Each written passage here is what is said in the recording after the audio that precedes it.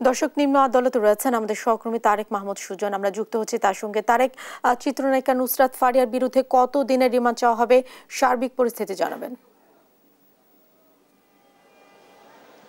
Jessica, যেমনটি জানেন, অভিনেত্রী নুসরাত ফারিয়াকে কিন্তু গতকাল শাহজালাল আন্তর্জাতিক বিমানবন্দর থেকে গ্রেপ্তার করা হয়। এরপর আজকে ঠিক 10টার দিকে কিন্তু তাকে আদালতে তোলা হয়, ঢাকা মেট্রোপলিটন ম্যাজিস্ট্রেট আদালতে। এর আগে তারও 1-1.5 ঘন্টা আগে কিন্তু আদালত প্রাঙ্গণে তাকে আনা হয়।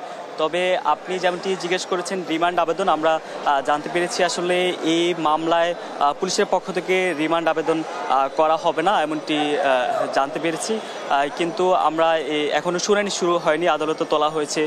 শুনানি শেষে হয়তো আমরা বিস্তারিত জানতে পারবো রিমান্ড আবেদন করবে কিনা, অথবা আদালত কি সিদ্ধান্ত নেয়। তবে আমরা যেমনটি জানতে পেরেছি, এই ভাটারা থানায় কিন্তু জুলাই আগস্ট যে গণঅভ্যুত্থান, যে বৈষম্য বিরোধী যে আন্দোলন, সে আন্দোলনে কিন্তু হত্যা চেষ্টার মামলায় তাকে আসামি করা হয়েছে। এর আগে গতকাল যে শাহজালাল আন্তর্জাতিক বিমানবন্দর থেকে তাকে গ্রেপ্তারের পর ভাটারা থানায় তাকে নেওয়া হয়েছে। সেখান থেকে পরে ডিবি কার্যালয়ে নেওয়া হয়েছে। এই ডিবি কার্যালয়ে কিন্তু তাকে জিজ্ঞাসাবাদ করা হয়েছে, এমনটি কিন্তু আমরা জানতে পেরেছি।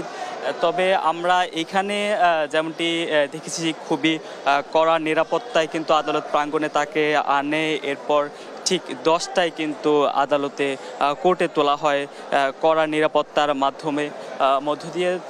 তো এরপর আসলে এখনও শুনানিও শুরু হয় নাই। শুনানি শুরু হলে এরপর আদালত কি সিদ্ধান্ত নেয়, কি আদেশ দেয়, সেটি জানতে পারবো। তবে আমরা যেমনটি জানতে পেরেছি যে বিগত আওয়ামী সরকারের যে সাংস্কৃতিক অঙ্গনে যারা আওয়ামী সরকারকে নানাভাবে সমর্থন দিয়েছেন, তাদের তালিকায় কিন্তু নুসরাত ফারিয়া রয়েছে। তো এরপর আসলে আদালতের শুনানির পর আমরা বিস্তারিত জানতে পারবো।